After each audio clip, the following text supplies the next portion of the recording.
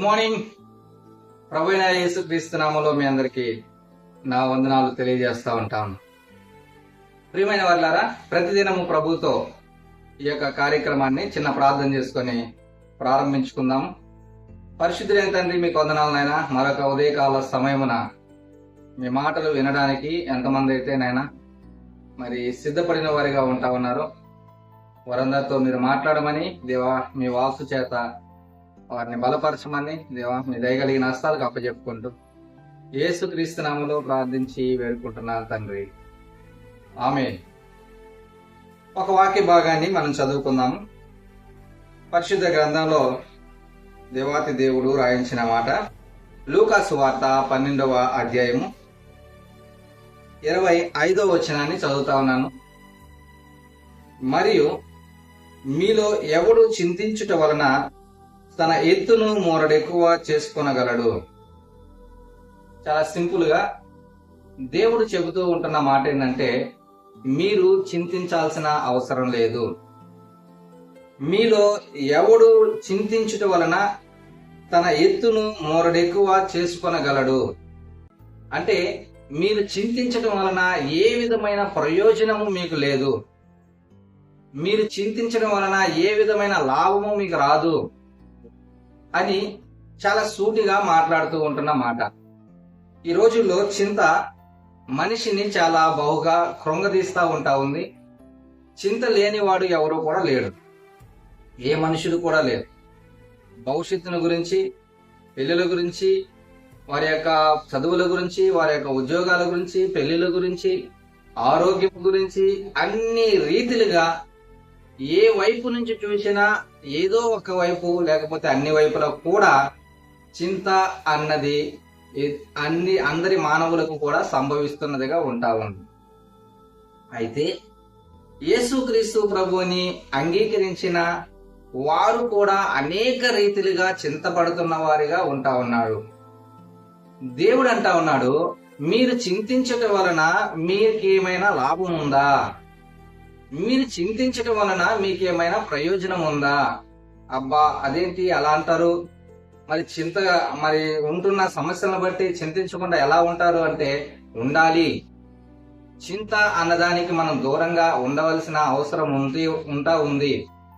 ఎందుకు అన్నది మనం చూస్తే, మనము ఏ దేవుణ్ణైతే మనం పూజిస్తా ఉంటున్నామో, ఏ దేవుణ్ణైతే మనం ఆరాధిస్తా ఉంటున్నామో, స్తుతిస్తా ఉన్నామో, ఆ దేవుడు చెబుతూ ఉంటున్న మాట ఏంటంటే, మీ చింత యావత్తు నా మీద వేయండి, మీ చింత యావత్తు నా మీద వేయండి.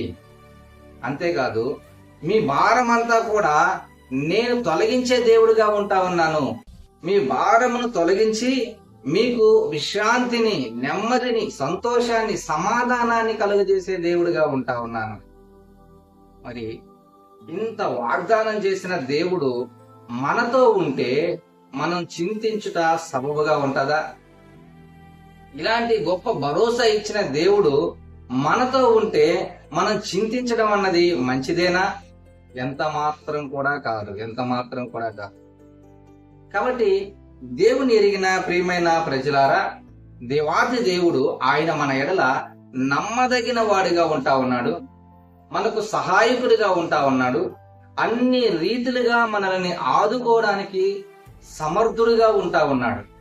అలాంటి గొప్ప దేవుడు, అలాంటి శక్తి కలిగిన దేవుడు మనతో ఉన్నప్పుడు మనము దేని గురించైనా చింతించడం తగునా అని మనం చూడవలసిన అవసరం ఎంతైనా ఉంటా ఉంది. దేవుడు అంటా ఉన్నాడు. ఇంకొక మాట మనం చదువుకుందాం. ఇంకొక మాట మనం చూస్తే, ఫిలిప్పీయులకు రాసిన పత్రిక 4వ అధ్యాయము 6వ వచనంలో దేవుడు ఈ మాట చెబుతా ఉంటా ఉన్నాడు. దేనిని గూర్చియు చింతపడకుడి గాని ప్రతి విషయములోనూ ప్రార్థన విజ్ఞాపనల చేత కృతజ్ఞతాపూర్వకముగా మీ విన్నపములను దేవునికి తెలియజేయడి. చాలు. మనకుంటున్న సమస్య ఏంటో, దేని గురించి మనం చింతిస్తా ఉంటా ఉన్నామో ఆ చింత పక్కన పెట్టి ఆ సమస్య అంతా కూడా దేవాతి దేవుని దగ్గర కృతజ్ఞతాపూర్వకంగా మన విన్నపాలను ప్రార్థన విజ్ఞాపనల చేత ఆయనకి పంచుకోవడమే, ఆయనకి చెప్పడమే. దేవునికి తెలియజేయడమే చాలు. అక్కడికి దేని గూర్చి కూడా చింతింపకుడి. ఉదయకాల సమయంలో అనేకమైన విషయాల గురించి చింతిస్తున్న ఓ సహోదరుడా, సహోదరి, దేవుడు అంటా ఉన్నాడు, నీవు దేని గూర్చి కూడా చింతించాల్సిన అవసరం లేదు. నాతో పంచుకో, నాకు తెలియజేయి. నువ్వే సమస్యలో ఉంటున్నావో, నువ్వే ఇరుకులో ఉంటున్నావో, ఇబ్బందుల్లో ఉంటున్నావో, లేకపోతే దేని చేత నువ్వు బాధింపబడతా ఉంటున్నావో, వాటన్నిటిని నాకు తెలియజేసి నువ్వు ప్రశాంతంగా ఉండు, నువ్వు నెమ్మదిగా ఉండు. నేనున్నాను కదా నీ చింతనంతా నేను రూపుమాపడానికి, నేనున్నాను కదా నీ భారాన్నంతా తొలగించడానికి, నేనున్నాను కదా నీకు సహాయకుడిగా.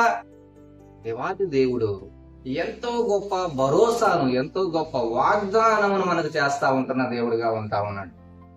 కాబట్టి ఈ ఉదయకాల సమయంలో ఈ మాటలు వింటున్న ప్రియమైన వారులారా, యేసుక్రీస్తు ప్రభువుని అంగీకరించిన తర్వాత కూడా నువ్వు ఇంకా చింతిస్తూ ఉన్నావంటే ఆయన యొక్క శక్తి సామర్థ్యాల మీద ఏమాత్రము కూడా నీకు నమ్మకం లేదని అనుకోవాల్సి వస్తుంది. ఆయన ఎలాంటి శక్తి కలిగిన దేవుడో, ఏ విధమైన సార్వభౌమాధికారం కలిగిన దేవుడో, ఏ విధమైన సామర్థ్యత కలిగిన దేవుడో నువ్వింకా తెలుసుకోలేదు అని అనిపిస్తా ఉంటుంది. కాబట్టి ఆయనను ఎరిగిన నీవు ఆయన ఎలాంటి వాడో తెలుసుకుంటే, ఆయన నీ చింతలన్నింటినీ కూడా రూపుమాపగలిగే దేవుడని నువ్వు నమ్మగలిగితే, నీ చింత యావత్తు ఆయన మీద వేసి నువ్వు ప్రశాంతంగా ఉండు, నువ్వు నెమ్మదిగా ఉండు. నీ చింతలన్నీ మాపడానికి ఆయన సిద్ధంగా ఉంటా ఉన్నాడు. నీ భారాలన్నీ తొలగించడానికి ఆయన సిద్ధంగా ఉంటున్న దేవుడిగా ఉంటున్నాడు. ఆయన అధికారం కలిగిన దేవుడిగాను, శక్తి కలిగిన దేవుడిగాను ఉండి నీ చింతనంతటిని కూడా తొలగిస్తాడు. కాబట్టి ఉదయకాల సమయంలో నీ చింతంతా దేవుడి మీద వేసి నువ్వు ప్రార్థించి ఊరకుండి చూస్తా ఉండు చాలు. దేవుడు గొప్ప కార్యాలు నీ జీవితంలో జరిగిస్తాడు. నీ చింతనంతా తొలగించి సమాధానముతోనూ, శాంతితోనూ, నెమ్మదితోనూ ఆయన నిన్ను నింపుతాడు. కాబట్టి తలలోంచి చిన్న ప్రార్థన చేసుకుందాం, దేవుని సహాయాన్ని కోరుకుందాం. పరిశుద్ధులైన తండ్రి, ప్రేమ కలిగిన మా దేవ, నీ వందనాలు. మీ చింత యావత్తు నా మీద వేయడని చెప్పిన మీ మాటలను మేము జ్ఞాపకం చేసుకున్నాం.